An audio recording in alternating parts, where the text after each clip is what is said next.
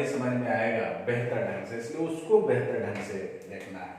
यह सिंटेक्स का दूसरा पार्ट है, यह सिंटेक्स का दूसरा पार्ट है। यहां मैं आपको समझाने जा रहा हूं कि यानी अब आपको क्या समझना है। पहले वीडियो को जरूर देख लेंगे तभी यहां से समझ में आएगा।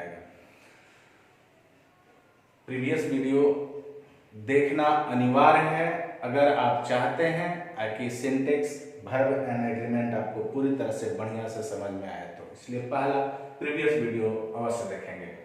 आइए अब यहां से मैं आपको बताने जा रहा हूं कि सब्जेक्ट यानी किसी वाक्य में सब्जेक्ट क्या क्या हो सकता है।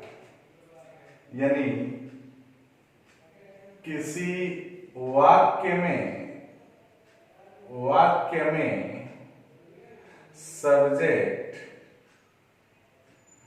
क्या क्या हो सकता है, हो सकता है। तो ये यहां समझना और यहीं से रूल पर हम भागते चलेंगे। यहीं से बहुत सारा रूल मैं आपको दूंगा। तो आइए पहले जानते हैं कि किसी वाक्य में सब्जेक्ट क्या क्या हो सकता है। तो पहली बात, सब्जेक्ट नाउन हो सकता है या प्रोनाउन हो सकता है। नाउन हो सकता है या प्रोनाउन। अब नाउन में मान लीजिए जैसे कि हरी, स्कूल, टेबल, कुछ भी हो सकता है, नाउन होना चाहिए। और प्रोनाउन में आपको क्या हो सकता है, ही हो सकता है, सी हो सकता है, दे हो सकता है। आप जानते हैं प्रोनाउन क्या क्या होता है, इट हो सकता है, यानी बहुत सारा इटीसी करते हैं, इसमें भी इटीसी करते हैं, ये हो सकते हैं। अब इसमें क्या देखना है, क्योंकि सिंटेक्स क्या कहता है, सिंटेक्स कहता है कि सब्जेक्ट सिंगुलर तो वर्ब सिंगुलर और सब्जेक्ट प्लुरल तो वर्ब प्लुरल। तो अब यहां आपको सीखना है कि ये जो है यानी ये जो सब्जेक्ट हैं, सब्जेक्ट क्या हो सकता है, या तो नाउन या तो प्रोनाउन। तो ये देखना है कि ये कब सिंगुलर है और कब प्लुरल है। यानी अब आपको यहाँ इनको समझना होगा कि ये कब सिंगुलर है और कब प्लुरल है, तब तो आप उसके अनुसार लगाएंगे वर्ब। कब लगाएंगे, जब आपको समझ में आ जाएगा कि इस वाक्य का सब्जेक्ट कौन है। दूसरी बात ये समझ में आ जाए कि ये किस रूप में है, सिंगुलर है या प्लुरल है। सिंगुलर है तो आपको पता है सिंगुलर वर्ब लगेगा और प्लुरल है तो प्लुरल वर्ब लगेगा। यही ना सिंटेक्स में पहला बताया गया है। चलिए आगे बढ़ते हैं। अगर आप इतना समझ गए तब अब मैं रूल की तरफ आपको लेकर चल रहा हूं। यहां से मैं पहला रूल शुरू करने जा रहा हूं। एक ही रूल में बताऊंगा जिस रूल पर बहुत सारा क्वेश्चन बनेगा, बहुत सारा चीज बनता है, उसके बाद अगले रूल पर। तो पहला रूल क्या कहता है, रूल नंबर 1, स्टार लगा लेंगे इस रूल में। ये रूल कहता है कि कोई नाउन हो या प्रोनाउन हो, यानी इस नाउन या प्रोनाउन के बाद एनी प्रेपोजिशन, कोई भी प्रेपोजिशन हो और इस प्रेपोजिशन के बाद फिर कोई नाउन हो या प्रोनाउन हो। क्या हो, नाउन हो या प्रोनाउन हो। तो ये वर्ब जो आएगा वो कैसा आएगा, बात को मेरे समझने की जरूरत है। और कि यदि कोई नाउन या प्रोनाउन है उसके बाद प्रेपोजिशन, यानी नाउन या प्रोनाउन किसी प्रेपोजिशन से जुड़ा है तो वर्ब यहाँ जो आएगा वो वर्ब कैसा होगा। ये नाउन हो सकता है कि सिंगुलर हो या प्लुरल हो, है ना जी। ये भी नाउन हो सकता है कि सिंगुलर हो या प्लुरल हो, ये कोई जरूरी नहीं है कि कैसा होगा। तब हम वर्ब कैसा लेंगे, तो हमेशा वर्ब हम पहला नाउन या प्रोनाउन या के अनुसार लेंगे, यानी इस प्रीपोजिशन के पहले जो नाउन या प्रोनाउन होगा उसके अनुसार यहाँ वर्ब आएगा। वो सिंगुलर भी हो सकता है और प्लुरल भी हो सकता है। अगर मेरी बात को आप समझ गए हैं तो मैं एक क्वेश्चन दे रहा हूं और यहां से मैं आपको बात करूंगा क्वेश्चन कितने तरह से पूछे जाते हैं। तो क्वेश्चन का एक ढंग है पूछने का, पहले इसको समझते हैं फिर आगे बढ़ेंगे। जैसे मैं कहूं हरी along with his friends, hurry along with his friends, going to play cricket। अब ध्यान देना है, ऑप्शन यहां मैं देता हूं, ए में इज, बी में आर। चलिए ए है फिल इन द ब्लैंक्स। मैं आपको अब हर एक रूल पर फिल इन द ब्लैंक्स बताऊंगा। अच्छा पहले इसको देखते हैं तब क्वेश्चन की बात करें। आइए यहां गौर करेंगे तो ये एक प्रीपोजिशन है, ये क्या है, प्रीपोजिशन है। अब प्रीपोजिशन है, एक नाउन ए है और दूसरा नाउन ए है, नाउन 1 और नाउन 2। बात समझ गए होंगे और जुड़े हैं किससे, प्रीपोजिशन से। तो आने वाला वर्ब किसके अनुसार होगा, फर्स्ट नाउन के अनुसार। तो फर्स्ट नाउन यहाँ क्या है, फर्स्ट माने प्रीपोजिशन से पहले वाले नाउन या प्रोनाउन के अनुसार। तो यहाँ पहला हरी है, हरी सिंगुलर है तो सिंगुलर है, तो यहाँ क्या लगाएंगे, आप बोलेंगे क्या लगेगा, इज लगेगा यार, तो आप कहेंगे इज लगेगा। मैं क्लियर, मेरी बात अगर आपको समझ में आ रही है तो आगे बढ़ूं। ये एक ही रूल है इस पर, लेकिन बहुत सारा क्वेश्चन आएंगे, बहुत सारे प्रीपोजिशन आएंगे, मैं आगे आपको बताते चलूंगा। पहले चलिए, तो रूल नंबर 1 में आपने देखा। अब मैं जो बात करने जा रहा हूं ध्यान से पहले समझ लीजिए। किसी भी एग्जाम में क्वेश्चन कैसे किए जाते हैं, यानी किस तरह से पूछे जाते हैं। तो क्वेश्चन जो होता है वह एक होता है फिल इन द ब्लैंक्स, दूसरा जो होता है करेक्ट द सेंटेंस, तीसरा जो होता है सेंटेंस इम्प्रूवमेंट, और जो चौथा होता है कॉमन एरर। यानी एक ही प्रश्न को आपसे पूछा जा सकता है फिल इन द ब्लैंक्स में, करेक्ट सेंटेंस या चूज द करेक्ट ऑप्शन में। क्लियर है। तीसरा सेंटेंस इंप्रूवमेंट में और चौथा कॉमन एरर में। ये 4 तरीके हैं और इन्हीं 4 तरीके से आपसे क्वेश्चन बड़े बड़े एग्जामों में पूछे जाते हैं। क्लियर हो गया। तो मैं एक ही क्वेश्चन को 4 तरीके से आपसे पूछकर बनाकर दिखाऊंगा। तो चलिए अब रूल पर चलते हैं।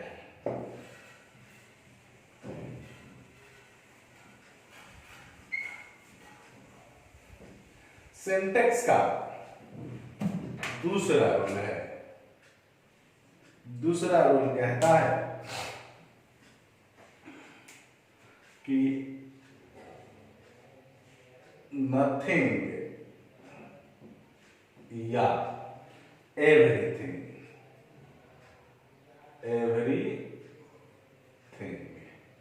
अब प्लस बट, क्लियर हो गया। और यहां सब्जेक्ट टू, क्लियर। तो जो वर्ब आएगा वो कैसा आएगा, यहां नथिंग दे दिया और यहां सब्जेक्ट टू दे दिया, ये बट से कनेक्ट है। ध्यान देना है कि यह भी एक प्रीपोजिशन ही होता है, और मैं आपको पहले ही बता चुका हूं रूल में कि जब दो नाउन या प्रोनाउन किसी प्रीपोजिशन से जुड़े जाते हैं तो किसके अनुसार आता है, प्रीपोजिशन से पहले वाले नाउन या प्रोनाउन के अनुसार। तो यही चीज यहाँ भी है, ये भी एक प्रोनाउन होता है। तो आइए क्या हो जाएगा, verb as a first subject, क्या होगा, हो जाएगा verb as a first subject. Rule नहीं बदला, मैंने बोला था ना कि बहुत सारा रूल मैं आपको दूंगा एक ही पर। तो ये देखिए प्रीपोजिशन और प्रीपोजिशन से पहले प्रोनाउन, और दूसरा यहाँ एक और सब्जेक्ट है, यानी नाउन हो सकता है, प्रोनाउन हो सकता है, कुछ भी हो, लेकिन आने वाला वर्ब जो होगा वह इसके अनुसार ही होगा। क्लियर। अब मैं कुछ वाक्य लिखता हूं।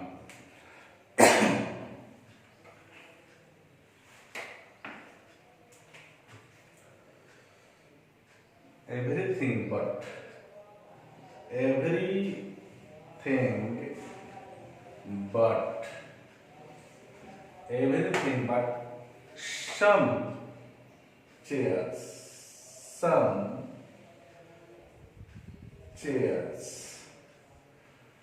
ऑप्शन दे दिया, repaired,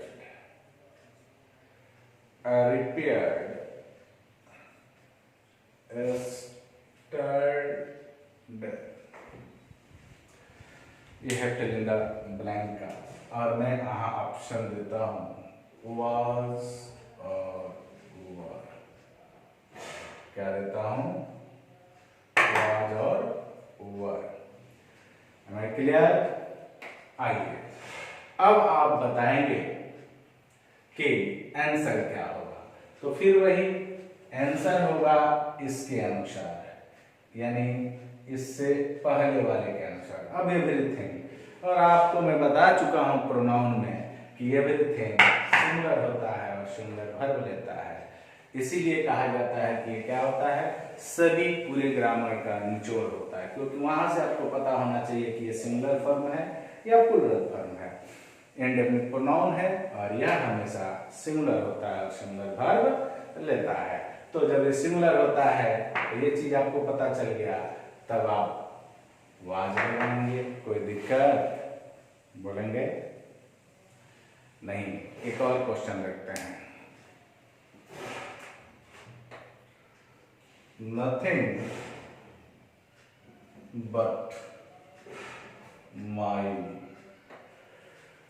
but my quotes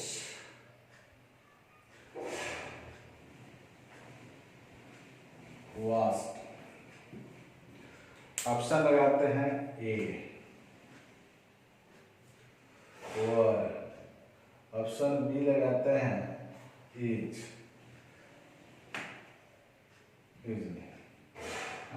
are, और सी में लगाते हैं हैव बीन, और डी में लगा देते हैं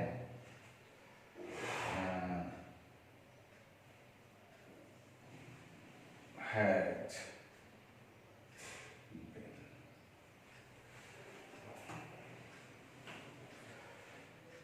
आंसर देखते हैं। फिर वही चीज है, यहाँ बट है, नथिंग एक। अब आपको ये पता होना चाहिए कि नथिंग एक इंडेफिनिट प्रोनाउन है जो सिंगुलर होता है, इसीलिए सिंगुलर लेगा। तो ये सिंगुलर नहीं है, ये सिंगुलर नहीं है, ये भी सिंगुलर नहीं है, अकेले यही सिंगुलर है। तो ये हुआ आंसर। कोई दिक्कत?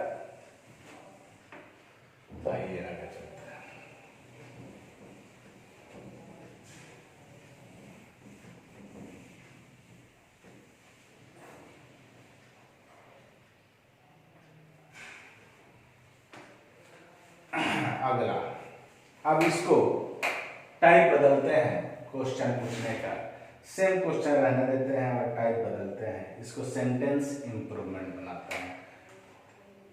लिखते हैं कि nothing but my quotes were vast, और मैं आपको अंडरलाइन कर रहा हूं इतना, और ऑप्शन दे रहा हूं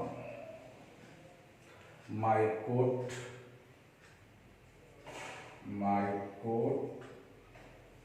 quotes watch, option B my coat watch, और अब ऑप्शन देते हैं C my coats have been, my coats have been, और D no improvement. Same question है, मैंने क्या किया, इसको अंडरलाइन किया और कहा कि अब आपको सेंटेंस इंप्रूवमेंट बता देना है, इसमें आंसर क्या होगा। तो आंसर क्या होगा, ध्यान से देखिए और बताइए।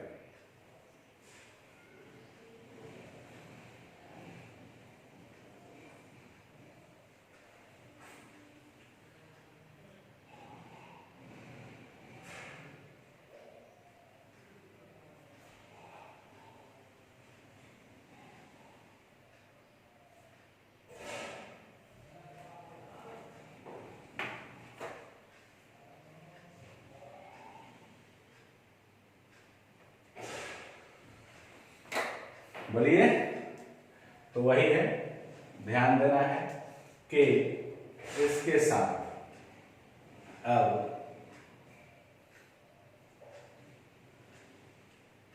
ये तो होगा नहीं, तो ये भी नहीं होगा, आंसर हो जाएगा क्लियर। लेकिन ऑप्शन में को ए दे दिया जाए, इच,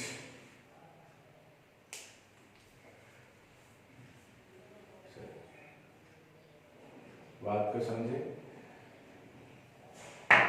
यहां इज कर दिया जाए तब आंसर ये हो जाएगा, सॉरी, लेकिन अगर ये वर था तो ऑप्शन क्या हो जाएगा, यही होगा, क्लियर है, कोई दिक्कत। लेकिन अगर यहां से इसको वाज कर दिया जाए खाली, तो क्या हो जाएगा, आंसर आपका हो जाएगा। चलिए,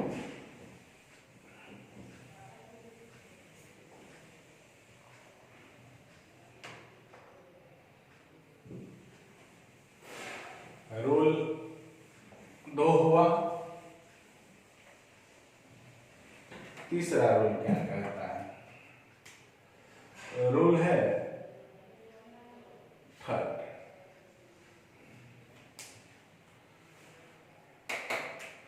मान लो कि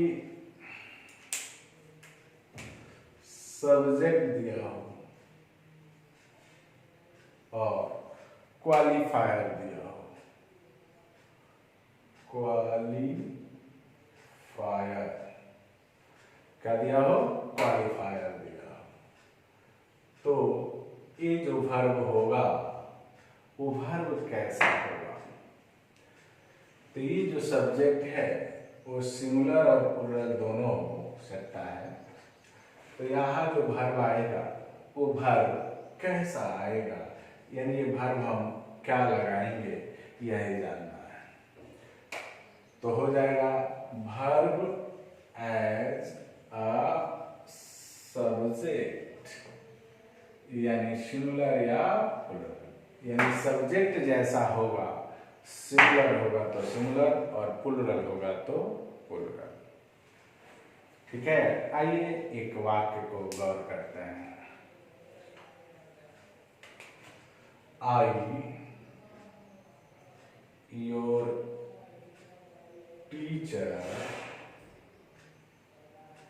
of English. I your teacher of English.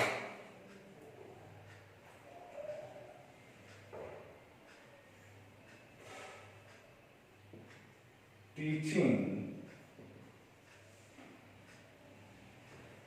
Grammar.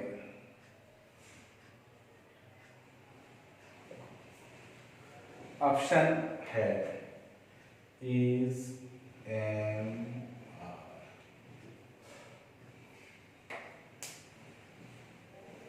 क्या भरेंगे?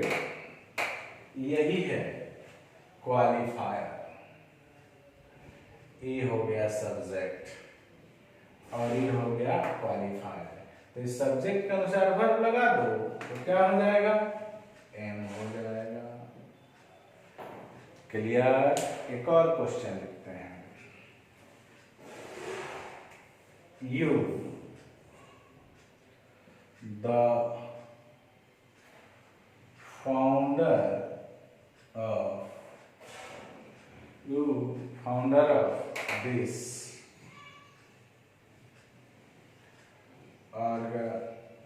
organization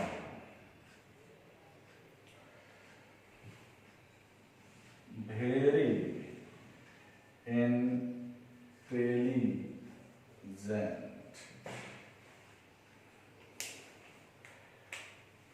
वही है इज एन आर।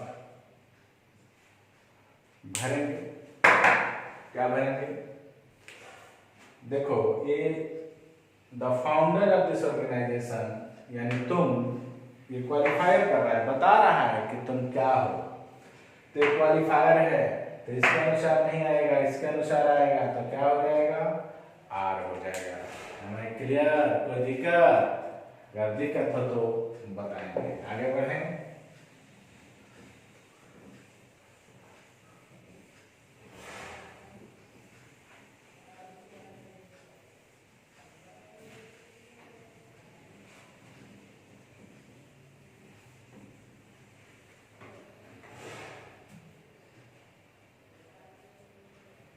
क्वेश्चन देखते हैं। The future of our nation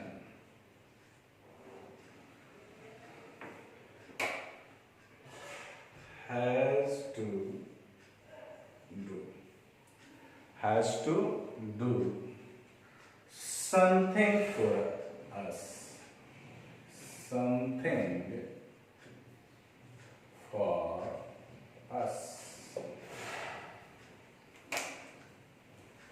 और मैं इसको सेंटेंस इम्प्रूवमेंट का क्वेश्चन बना देता हूं।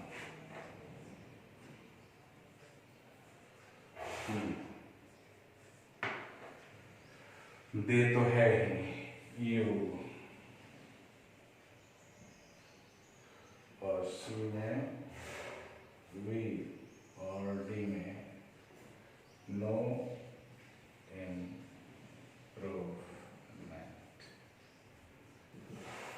बोलेंगे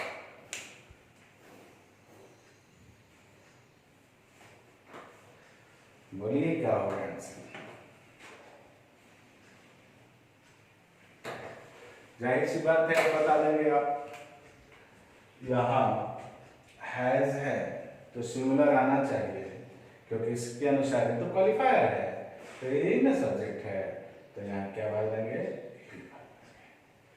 कोई दिक्कत? आगे बढ़ते हैं रूल नंबर 4 की तरफ। बात मेरी समझ में आ रही है? अगर आ रही है तो बहुत पॉज करके बढ़िया से इसका नोट्स तैयार कीजिए जो आपको पूरे जीवन काम आएगा। आज ही नहीं, पूरे लाइफ आपको काम आएगा। आइए अगला क्वेश्चन। मान लीजिए रूल देखते हैं अगला कि यहाँ मेनी दे दे, अब प्लस ए या एन, मेनी ए या एन, अब प्लस यहाँ सब्जेक्ट, लेकिन जो सब्जेक्ट होगा वो सिंगुलर। क्लियर? अब समझना है कि वर्ब कैसा आएगा। तो वर्ब आएगा, वर्ब एज अ सब्जेक्ट। तो वर्ब एज अ सब्जेक्ट, तो ये तो सिंगुलर है, तो सब्जेक्ट क्या आएगा, यानी हमेशा यहाँ वर्ब जो आएगा वो सिंगुलर आएगा। अगर मेरी बात को समझ में आई है तो समझो कि मेनी के बाद अगर ए या एन दिया, उसका सब्जेक्ट जो आएगा वो तो सिंगुलर। ये भी एक कॉमन एरर है, इसलिए याद रखना है। यहाँ वर्ब प्लूरल नहीं होगा, ए अगर एन है तो यहाँ सब्जेक्ट सिंगुलर, और जो वर्ब आएगा इस सब्जेक्ट के अनुसार आएगा। तो सब्जेक्ट तो सब सिंगुलर है, तो वर्ब कैसा होगा, सिंगुलर होगा। जैसे मेनी अ क्वेश्चन चेंज्ड, तो कहते हैं कि मेनी क्वेश्चन, मेनी क्वेश्चंस, इसको मैं ए कर दूं, इसको बना देते हैं कॉमन एरर का क्वेश्चन।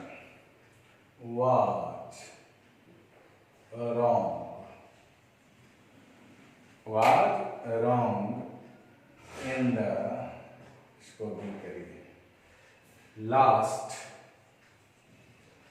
test,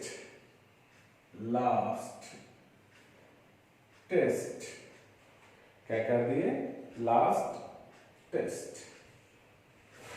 यहां पे देते हैं नो एरर, और इसको करते हैं डी। आइए आंसर क्या होगा, गौर से देखेंगे। अब यहाँ वर्ब सिंगुलर आना चाहिए, वो सही है, लेकिन एक क्वेश्चन हो गया है। आंसर क्या होना चाहिए, many a question, many a question.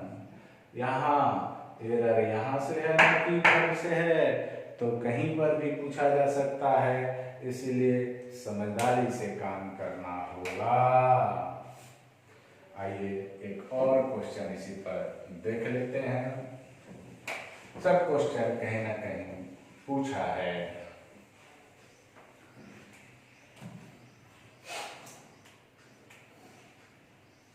Many and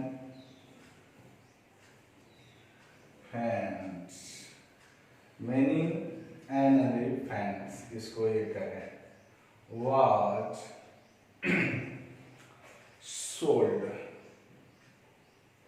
वो भी करते हैं, in that village, in that village।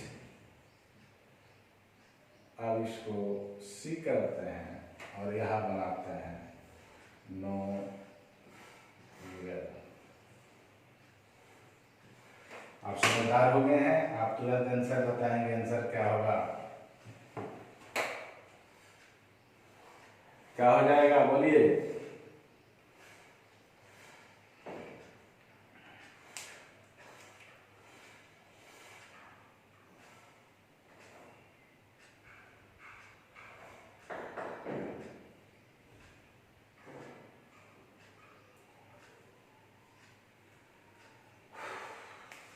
Answer होगा ए। क्या हो जाएगा, मेनी एंड PHAN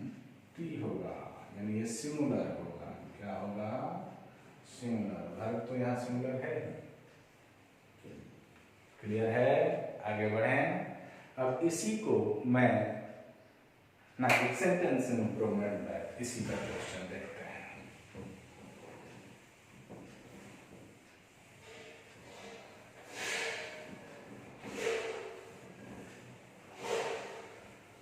हाँ जी, many students are coming. Many students are coming. Many students are coming to meet the principal. To meet the principal. Meet the principal.